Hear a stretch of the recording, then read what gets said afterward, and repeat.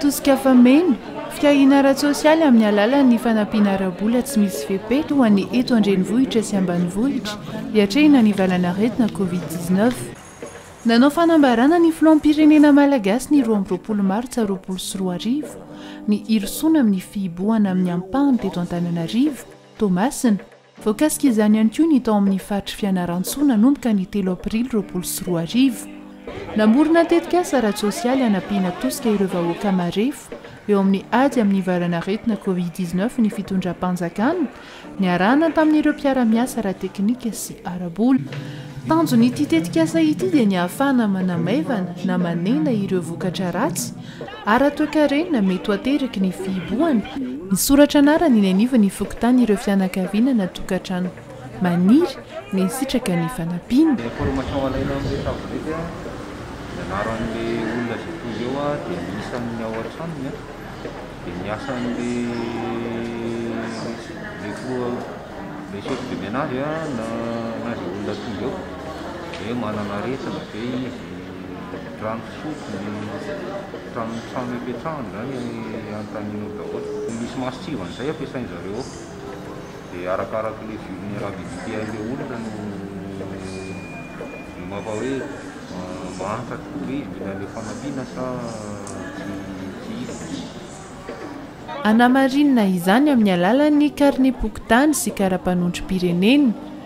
miankina amin'ny vokatry ny fanadihadiana natao amin'ny aloha mahakasika tokantrano kosa no ahafahana mamantatra raha toka tokony hisitraka na tsia ny fanampiana tosika fameno ny tokantrano iray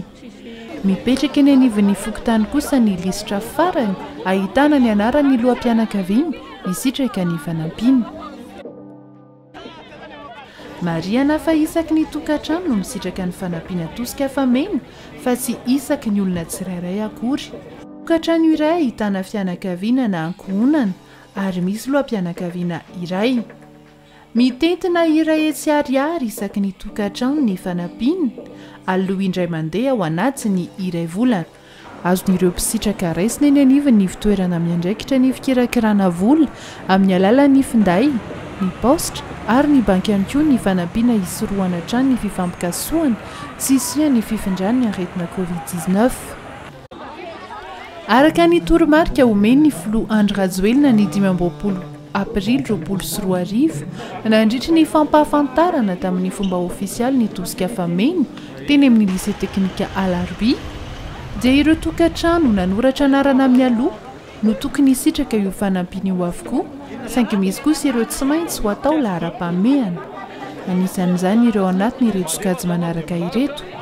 ireo tokantrano avy amin'ireo sokajiana ho manana antonasa mifandray amin'ny fiarahamonina izay natsahatra ny governemanta araka ny baiko nomeny ny filoham-pirenena ireo veriasa noho ny fihibohana izany hoe ireo tsy mpiasa mpanjakana ireo tsy mandray fisotrondronono fa ihany koa ireo marefo ahina ho voan'ny aretina anisan'izany ireo mpivarotra madinika ny mpanao asa tanana ary ny mpivarotra an-dalambe 500 000 zay tompoko dia za misy tompoko ny kizarazara anazy aleo aloha ity atao amin'ny tahiry kely aloha dia aleo ity atao amin'ny sakafo aloha dia aleo ity entina bo mitaditady kely indray aloha tsy manambadika mananjanaka raiky ny vola zao dia anaovana velon-tegna milomagna vazy asanahy mivarotra amina bazary teo mbola vangany vary vangana roa toatsanay efatrano tragnonay boriboriko dia misaotra anareo danomahakatry giravenareo hoe tsy izovanareo anay agny ragnavavy zay hoanao fianakaviana marefo miisa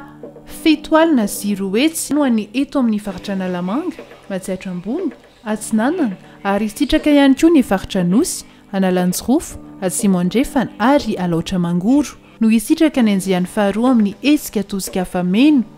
fanohanana ara-bola iarahan'ny governemanta malagasy sy ireo mpiara-miasa ara-teknika sy ara-bola ary farany dia ireo fokotany sy komina nahitana ireo tena marefo no atao lahara-pahamehana mandrisy ny fotoana hitsinjarana ny fanampiana tafiditra anatiny tetikasana tanterahina ny PMU any gouvernemanta malagasy tamin'ny alalan'ny fiara-miasa teo amin'ny ministeran'ny mponina sy ny fiahina ara-tsosialy ary ny fampivoarana ny vehivavy MPPSPF commune Antananarivo renivohitra CUA sy ny Brao national misahana ny loza voajanahary BNGRC niarahana tamin'ireo mpiara-miasa ara-teknika sy ara-bola